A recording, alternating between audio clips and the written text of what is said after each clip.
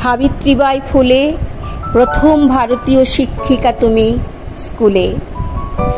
প্রিয় দর্শক শ্রোতা, আজ সাবিত্রীবাই ফুলে সম্পর্কে আলোকপাত করতে চলেছি। 1831 সালে সাতারা জেলার নওগাঁয়ের এক সচ্ছল নিম্ন জাতের পরিবারে সাবিত্রীবাইয়ের জন্ম হয়। তার বাবার নাম খান্ডজি, মায়ের নাম লক্ষ্মীবাই। পরিবারে আর ছিল ঠাকুমা, সঙ্গে ছোট ভাই। সাবিত্রীর ছোটবেলা থেকেই লেখাপড়ার প্রতি খুব আগ্রহ। সে তার গ্রামের স্কুলের শ্রেণীকক্ষের সামনে গিয়ে দাঁড়িয়ে দেখত শ্রেণীকক্ষের ভেতরে শিক্ষক মশাই ছাত্রদের পাঠদান করছেন। সে একদিন বাবার কাছে গিয়ে বায়না ধরল, বাবা, আমিও পড়াশোনা শিখব। বাবা তাকে জানালেন, মা, আমরা নিচু জাতের মানুষ, আমাদের তো লেখাপড়া শিখতে নেই, আর মেয়েদের তো নয়। সাবিত্রী জিজ্ঞেস করলো, কেন বাবা, মেয়েদের কেন লেখাপড়া শিখতে নেই? তার বাবা বলল, সে কথা আমি তোমাকে বলতে পারবো না। সেই ভয়ঙ্কর কথা তার বাবা কি করে তাকে বলবে? সাবিত্রী বলল, বলো না বাবা, বলো না, কেন মেয়েদের লেখাপড়া শিখতে নেই? সাবিত্রীর জেদাজেদি পীড়াপিড়িতে শেষ পর্যন্ত তার বাবা সেই ভয়ঙ্কর কথাটা সাবিত্রীকে বলল। তার বাবা বলল,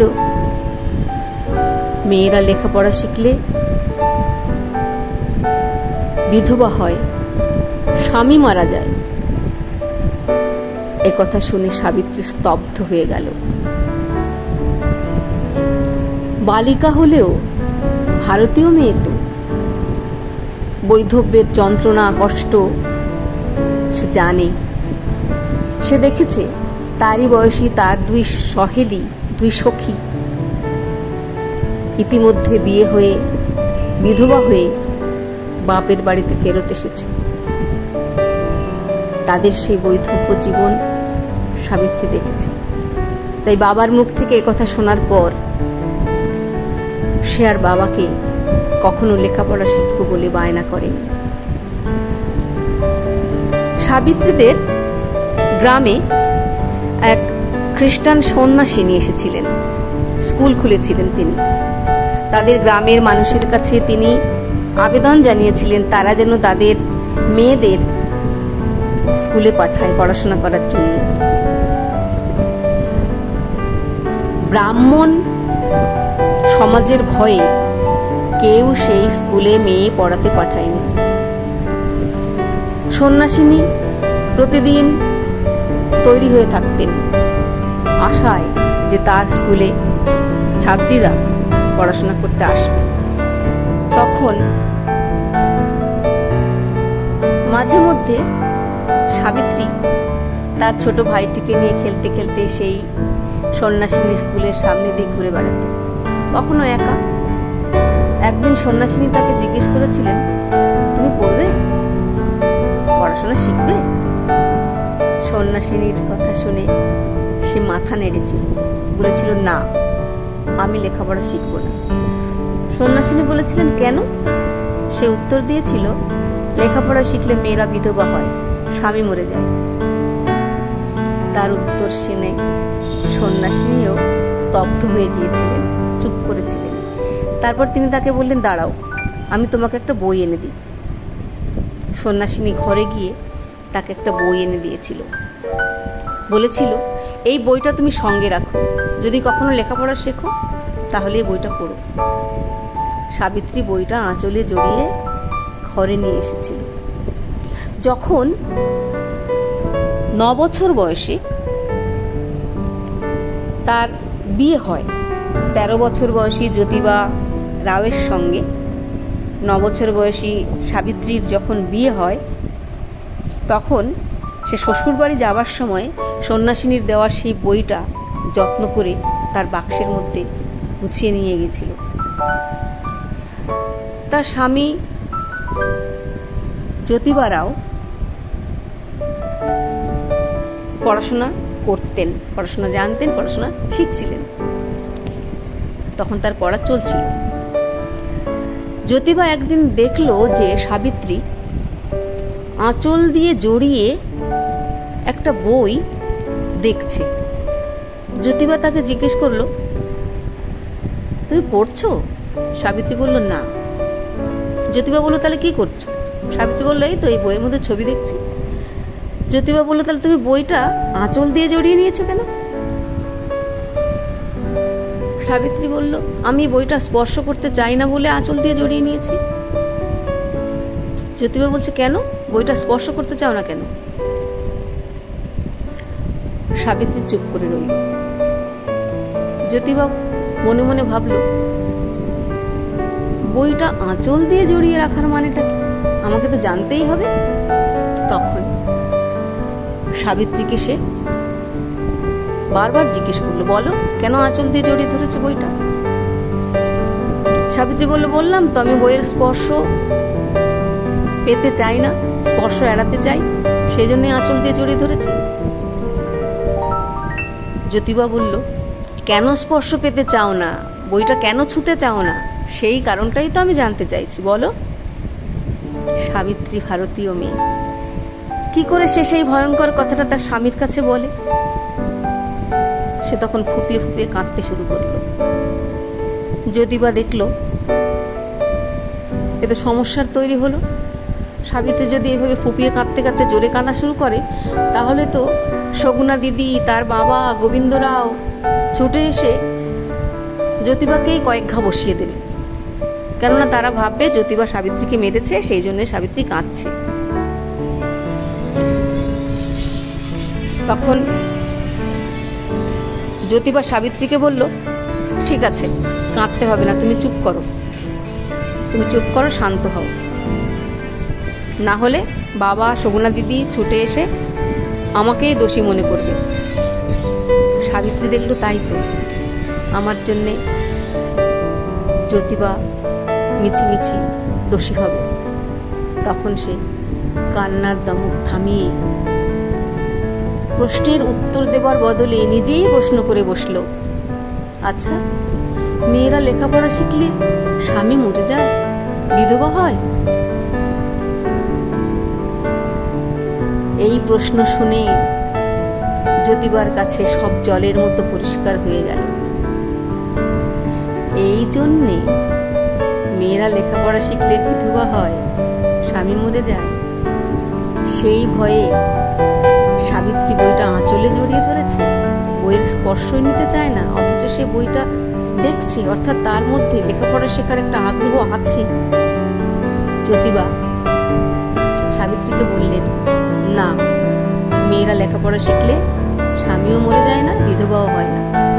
এইসব চতুর ব্রাহ্মণদের শাস্ত্রের ভয় দেখিয়ে আমাদের নিম্নজাতের মানুষদের শিক্ষার অধিকার থেকে বঞ্চিত করার কৌশল, তাছাড়া আর কিছুই নয়। তুমি লেখাপড়া শিখতে চাও? তুমি যদি লেখাপড়া শিখতে চাও, তাহলে আমি তোমাকে লেখাপড়া শেখাতে পারি। সাবিত্রী বলল, কিন্তু লেখাপড়া শিখবো কি করে? বাবা আছেন, শগুনা দিদি আছেন, তারা তো জানতে পারবে। জ্যোতিবা বলল, না, আমি সব ব্যবস্থা করব, আমি আর শগুনা দিদি ছাড়া আর কেউ জানবে না, বাবাও জানবে না। শগুনা দিদি তোমাকে সহায়তা করবে, সাহায্য করবে, আমি তোমাকে সাহায্য করব। শগুনা দিদি হলেন জ্যোতিবার দের বাড়িতে, জ্যোতিবার যখন মা মারা যায় খুব কম বয়সে, তখন থেকে শগুনা দিদি তাদের দেখাশোনা করে। তিনিও একজন শিক্ষিত মহিলা। জ্যোতিবা সাবিত্রীকে বলল যে, দেখো সাবিত্রী, ভয় পেও না, কোনো একজনকে তো প্রথম থেকে শুরু করতে হয়, সাহস নিয়ে এগিয়ে আসতে হয়। তুমি হও না সেই প্রথম একজন। সাবিত্রী ভাবল, সত্যিই তো, কোনো একজনকেতেও সাহস করে সবার আগে এগিয়ে আসতে হবে। তবুও তার মনের দ্বিধা যায় না। সে বলল, সংসারে এত কাজ, আমি কখন পড়বো, কোন সময়ে? জ্যোতিবা বলল, কেন, রাত্রিরে। আর তুমি যখন আমাকে খাবার দিতে যাবে, আমি খেতে কাজ করতে গেলে তুমি যখন আমাকে খাবার দিতে যাবে, সেই সময়। এই 13-14 বছর বয়সী কিশোর আর 9-10 বছর বয়সী বালিকা বধূ উভয়ের শুরু হলো শিক্ষার গ্রহণের, শিক্ষাদানের এক গোপন অভিযান। সেই অভিযানে সামিল হলো শগুনাবাই। সাবিত্রী জ্যোতিবা কাছে রাত্রিরে এবং খেতে খাবার খাওয়াতে গিয়ে পড়াশোনা শিখতে লাগলো। শগুনাবাই জ্যোতিদের বাড়িতে কাজ করা ছাড়াও এক ইংরেজ পরিবারে কাজ করতে যেত। যখন যেত তখন সে সাবিত্রীকে সঙ্গে করে নিয়ে যেত। ফলে সেখানে সেই ইংরেজ পরিবারে ইংরেজ মহিলার সহায়তায় সেখানেও গোপনে সাবিত্রীর লেখাপড়া শেখার ব্যবস্থা হয়। এবং ক্রমে ক্রমে সাবিত্রী বাইরে গিয়ে পরীক্ষা দিয়ে বেশ পড়াশোনার ক্ষেত্রে অনেকটা এগিয়ে যায়। তার পাশের খবর একদিন ওই ইংরেজ মহিলা বেশ শোরগোল করে তাদের বাড়িতে জানিয়ে যায়। অর্থাৎ তিনি বুঝতে পারেননি আমাদের সামাজিক অবস্থা। সাবিত্রী পাশ করেছে, সেই আনন্দে তিনি বাড়িতে বয়ে এসে খবরটা দিয়ে গেলেন।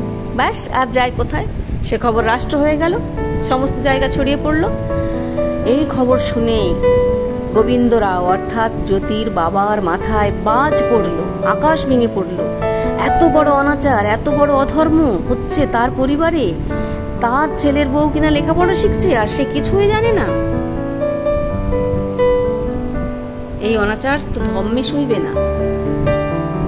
চারিদিক থেকে ব্রাহ্মণ সমাজ থেকে চাপ আসতে লাগলো। সাবিত্রীকে লেখাপড়া বন্ধ করতে হবে, সাবিত্রীকে লেখাপড়া বন্ধ করতে হবে। গোবিন্দ রাও ছেলেকে বোঝালেন সাবিত্রী পড়াশোনা বন্ধ করতে হবে। জ্যোতিবা বেঁকে বসল, না, সাবিত্রী পড়াশোনা বন্ধ করা যাবে না। খবর পৌঁছলো পেশোয়ার কানে।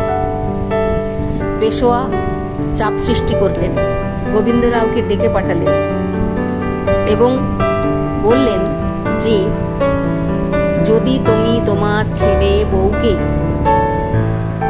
বাড়ি থেকে না তাড়িয়ে দাও তাহলে তোমার ফুল আমি মন্দিরে রাখবো না। শুধু আমি কেন, তোমার ওই ফুল অপবিত্র হয়েছে, তোমার অপবিত্র ফুল এই পুনা শহরের কোনো মন্দিরে কোনো বাড়িতে ঢুকবে না। এবার তুমি ঠিক করো তুমি কি করবে। গোবিন্দরাও ছিলেন অত্যন্ত ধর্মভীরু মানুষ, শান্ত, নির্বিরোধী, নির্বিবাদী। তিনি পেশোয়ার প্রথম শর্ত মেনে নিলেন, ব্যবসা বাঁচালেন, ধর্ম বাঁচালেন। পরলোকে স্বর্গলাভের বাসনা তিনি পূরণ করার জন্যে পেশোয়ার কাছে সন্তানকে ত্যায্য করার, বাড়ি থেকে তাড়িয়ে দেবার শপথ করে এলেন। রাতের অন্ধকার নামলো।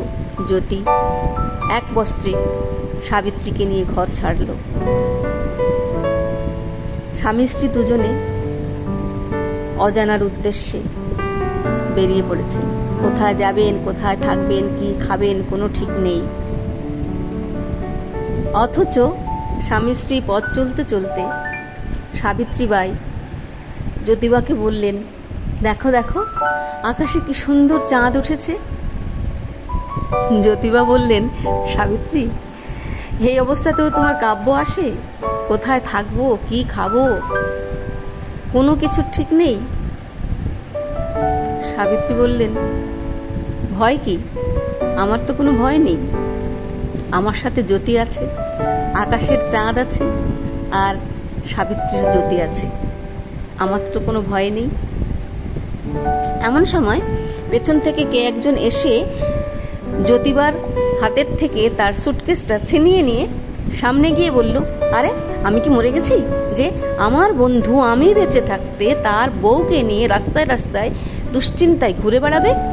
চলো আমার বাড়িতে চলো, আমার কাকা ব্যবসার কাজে অন্যত্র চলে গেছেন, তার ঘরটা ফাঁকা আছে, সেই ঘরে আমি এখন তোমাদের থাকার ব্যবস্থা করে দেব, চলো। আর তোমাদের তো কেউ ঘর ভাড়াও দেবে না। কেন? পেশোয়া তো সমস্ত জায়গায় ঢেঁড়া পিটিয়ে দিয়েছে যে জ্যোতিকে কেউ ঘর ভাড়া দেবে না, ঘর ভাড়া দিলে তার ওপরে পেশোয়া শাস্তি প্রয়োগ করবে, তাকে শাস্তি দেবে। জ্যোতিবা বললেন, ওসমান, তোমার কি পেশোয়ার ভয় নেই? ওসমান বলল, দূর, আমি ওই পেশোয়াকে পাত্তাই দেই না, আমি ওর থোড়াই গুরুত্ব দিই, চলো আমার বাড়িতে চলো। সেই থেকে স্বামী স্ত্রী মিলে পেশোয়ার ভয়ে কাটিয়ে এই বন্ধু, মুসলিম বন্ধু ওসমান শেখের বাড়িতে আশ্রয় নিলেন। ওসমান শেখের একটা বোন ছিল, তার নাম ফতিমা শেখ। এই ফতিমা আর আমাদের সাবিত্রী বাই প্রায় সমবয়সী ছিলেন, উভয়ের মধ্যে সখ্যতা গড়ে উঠল। সাবিত্রীর সঙ্গে ফতিমাও লেখাপড়া শিখতে শুরু করলো, আর এখানে সাবিত্রী তার শিক্ষা গ্রহণ শেষ করে। শিক্ষা গ্রহণ শেষ করে তারপর এই সাবিত্রী আর জ্যোতিবা স্বামী স্ত্রী দুজনে মিলে ওসমান শেখের বাড়িতে প্রথম 1848-এর আগস্ট মাসে মেয়েদের জন্য, বিশেষ করে নিম্নবর্ণের মেয়েদের জন্য স্কুল তৈরি করে। তখন সাবিত্রীর বয়স 17 বছর। যে বয়সে বর্তমানে আমাদের মেয়েরা মাধ্যমিক পাশ করে, সেই বয়সে সাবিত্রীবাই ফুলে তার স্বামী সহযোগিতায়, শগুনাবাইয়ের সহযোগিতায়, একটি ইংরেজ পরিবারের সহযোগিতায় লেখাপড়া শেষ করে একটা স্কুলের শিক্ষিকা হিসেবে যোগদান করছেন, মেয়েদের, নিম্নবর্ণের মেয়েদের লেখাপড়া শেখাচ্ছেন। সেই স্কুলে প্রথম 5 জন নিম্নবর্ণের শিশুদের নিয়ে, মেয়ে শিশুদের নিয়ে লেখাপড়া শুরু হলো। অবশ্যই তারা নিম্নবর্ণের ছিলেন, শূদ্র ছিলেন। নিম্নবর্ণ শূদ্র বলতে বোঝাচ্ছে মাং মাহার, মহারাষ্ট্রে মাং মাহার নিম্নবর্ণের লোকেরা। এই সাবিত্রীবাই ফুলের শিক্ষিকা হিসেবে পথ চলা শুরু। ওই স্কুলের প্রথম আচার্য ছিলেন জ্যোতিবা। কিছুদিন পরে তিনি দেখলেন যে মেয়েদের পড়ানো বা মেয়েরা তার কাছে পড়তে যাওয়া ওই তখনকার সামাজিক পরিপ্রেক্ষিতে একটা সমস্যার ব্যাপার। সেই জন্যে সাবিত্রীকে তিনি আচার্যের পদে নিযুক্ত করলেন। 1848-এর পর 1849-এ, 1851, 1852 একের পর এক স্কুল এই ফুলে দম্পতি প্রতিষ্ঠা করে চললেন। স্কুলের সংখ্যা দাঁড়ালো 18টি। সাবিত্রীবাই যখন স্কুলে যেতেন তখন তাকে কত যে বাধার সম্মুখীন হতে হতো তার কয়েকটি উদাহরণ এখানে তুলে ধরছি। যেমন, সাবিত্রীকে স্কুলে যাবার পথে